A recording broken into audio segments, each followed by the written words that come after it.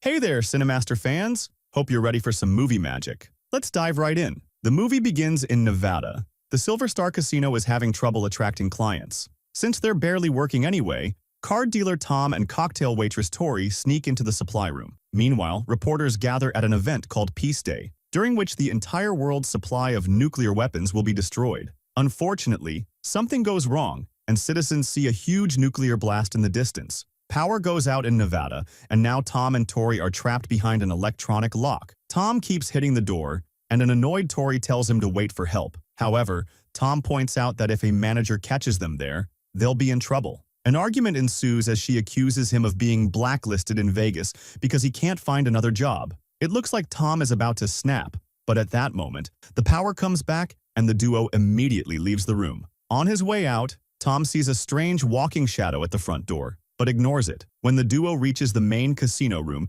they're shocked to find it completely trashed and no people in sight, except for an old lady in an electric wheelchair. She doesn't answer when they try talking to her, and her chair just keeps moving. When Tori rushes to stop her from crashing, the old lady hisses at her and stands up, showing her eyes aren't human. Suddenly, the woman attacks Tori, who manages to push her the first time but gets tackled on the table when the old lady tries again. Tom immediately throws the lady to the side, and Tori gets off the table while announcing they're leaving. Then, the monstrous woman jumps on Tom, so Tori pushes a cart toward her, but the lady just keeps on trying. Using a walker, Tom starts beating her up and kills her by stabbing her head with the walker's leg. Both Tom and Tori are startled by another presence, but it's just the magician's assistant, Jensen. He doesn't know what's going on because he had been in the warehouse, but he's the one who turned the power back on. Tori goes to the front door while the guys check the security cameras, and they're shocked to discover that the citizens have become vicious zombies. Outside, Victor is standing on a truck with another survivor while the zombies try to attack them.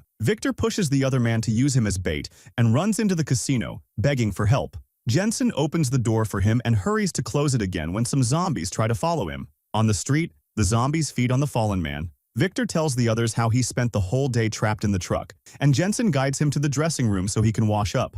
Determined to secure the building, Tom and Tori check the kitchen and find two zombies in the fridge feeding on raw meat. So Tori quickly closes the door to trap them. After Tom turns off the stove, the duo hears a noise and notices the zombified cook moving down the hallway. They follow him to the laundry room and slowly sneak behind him to throw a sheet around his body. Once he's captured, they push him into a washing machine and lock him up. Next, the duo checks the dining room where they find a few zombies eating the casino's food, so they lock this door as well. Meanwhile, Victor wanders around and hears a noise in the bathroom where he finds a sick-looking woman puking. Victor tries to leave, but suddenly, a zombie hand reaches through the doorway and tries to attack him. He struggles with the door until someone calls his name, and the zombie runs away, allowing Victor to lock up. Soon, the others arrive at the same corridor and find a woman crying in a room while a zombie eats a body near her. Tom convinces her to slowly move around the zombie to join them, but she freezes when the monstrous man sees her. A zombie in the hallway tackles Jensen, while the one in the room attacks the woman,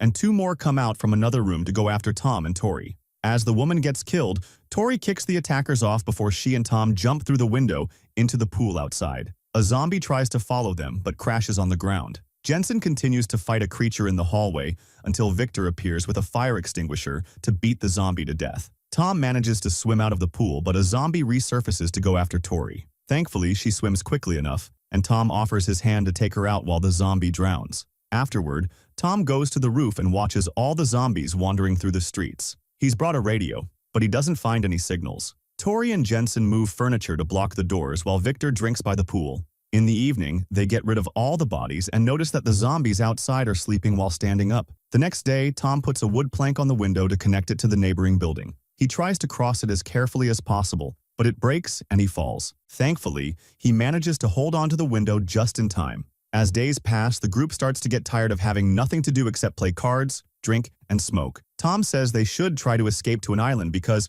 if they stay in the casino, they'll eventually starve. And Jensen thinks he has a point. Tori considers it a bad idea, and when Victor agrees with her, she leaves the room in a huff. Tom follows her, and they end up arguing. When Tori says he's only good at drinking, Tom breaks a bottle and calls her out on her own flaws. This makes Tori decide that if Tom can come up with a good plan, she'll help. Later, Tom returns to the roof and sees a convoy of trucks in the distance. He gets so excited that he accidentally drops the radio, which is finally picking up a message from a rescue team. He tells the others that he lost the radio, so they need to find a way to get the convoy's attention. Victor starts a fire in a barrel, but it isn't bright enough to be seen at such a distance. Then, he remembers that the building across the street has a spotlight, so he, Tom, and Tori leave the casino to go looking for it, while Jensen stays to watch the door. All the zombies outside are sleeping, so the trio moves carefully around them to avoid getting caught. Tori notices that one of the zombies is a cop and uses the chance to take his gun. The cop snaps and grabs her wrist, but it's just a reflex and Tori easily removes his hand. As the group continues to move, they accidentally kick a cane and get the attention of a zombie that starts following them. Jensen sees him from the window and warns his friends, so they start walking faster. When Tori finds an opening, she uses her axe to quickly bring the zombie down. The guys find the spotlight and turn it on, but unfortunately, the machine also has music and wakes all the zombies up. Victor manages to turn the music off while leaving the light beam on. However, it's too late. The trio rushes to climb on a truck while the zombies come after them. Jensen throws some raw meat through the window, and some of the zombies run to grab it, but it's not enough to distract all of them. Then he sends out a remote control car with some sparklers, and the zombies run after it, allowing the trio to leave the truck. Sadly, the car soon shoots all its confetti and garlands, and the zombies lose interest, so they go back to chasing the survivors. Tori and the guys hide inside a car and watch the zombies, noticing they've become more vicious. When Jensen activates the toy again, the zombies run, and Victor uses the chance to leave the car, hitting a few creatures on his way out. Tom and Tori also try to escape, but the zombies manage to block them, so they have no choice but to hide inside a bus. While a bunch of zombies surround the vehicle, Victor manages to return to the casino, and Jensen lets him in. Jensen isn't happy about Victor abandoning the others. Yet, Victor yells at him, pushing him against some furniture while daring him to go out and meet the zombies. On the bus, Tom and Tori are arguing and yelling as they blame each other for this. A zombie is hiding among the seats and startles Tom when he bites him. So, Tori rushes to shoot the creature in the head. Worried about the possibility of infection, Tori grabs Tom's hand and cuts off the bitten thumb. Another zombie appears behind her, and Tori throws the thumb to distract him. Then, she shoots him while he's eating. At that moment, the military convoy arrives and opens fire, killing half of the horde while the other half runs away. The survivors come out to meet the soldiers, and Tom asks them what everywhere else is like, but a soldier says there isn't anywhere else and hits him with his gun. Next, the soldiers use a Geiger counter to make sure they weren't exposed to radiation, and the leader Ramsey asks for a safe place for the night while one of his men drags a zombie on a leash. Everyone goes to the casino, and the soldiers search the building just in case, killing all the zombies the duo locked up days ago. Ramsey's daughter Cindy is a doctor and scolds Tom for drinking while being severely hurt. While she takes care of his hand, she explains her group is heading to Lake Tahoe to go as far from the nuclear explosion area as possible. Tori gets jealous and interrupts their conversation, making up stupid excuses to complain while watching a soldier feed the zombie pet. Ramsey stops the argument and takes Cindy to the side to remind her they can't trust anybody. Tori takes the corridor and a soldier says she can't go down there, so she explains she just needs the bathroom. In one of the stalls, she finds a soldier puking and gets suspicious, even though the woman swears she's fine. When Tori goes back to the main room, she notices that most of the soldiers look kind of sick. She tells Jensen and Tom that these people are hiding something, and Jensen agrees. However, Tom doesn't care because he just wants to leave. After seeing two soldiers taking the supposedly forbidden corridor,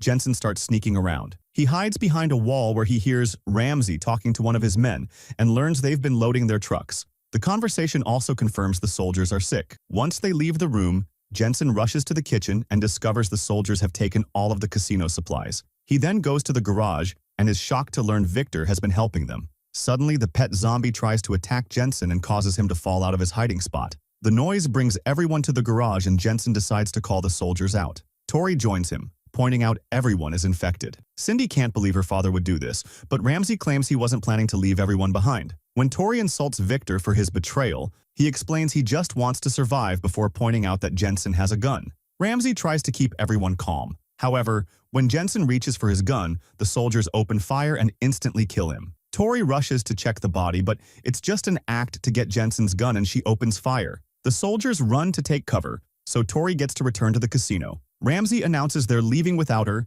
and Cindy asks Tom to come with them. First, Tom tells them about a second pantry with more food across the dining room, and the soldiers force him to guide them there. When they reach the dining room, Tom stands aside to press the lock button. The doors open and reveal all the trapped zombies who immediately attack the soldiers. While they defend themselves, Tom punches a man and takes his gun before running away. Soon, the zombie horde reaches the garage and multiple soldiers get hurt. So, Ramsey tells the trucks to take off without waiting for the rest of his men. In the morning, Tom confirms there's no food left and tells Tori they need to leave too. Tori thinks humanity has failed and wants to give up, but Tom watches the zombies outside and gets an idea. Using some rope, he captures a zombie by the neck and keeps him hanging at the window. Now Tori can take his keys before Tom lets him fall to his death. Next, they go to the garage and try to find what car the keys belong to. A zombie grabs Tom's ankle from under a car, and he responds by shooting, which activates the car's alarm. The zombies are already following the noise, and the duo opens fire. Tori tries hiding in a car,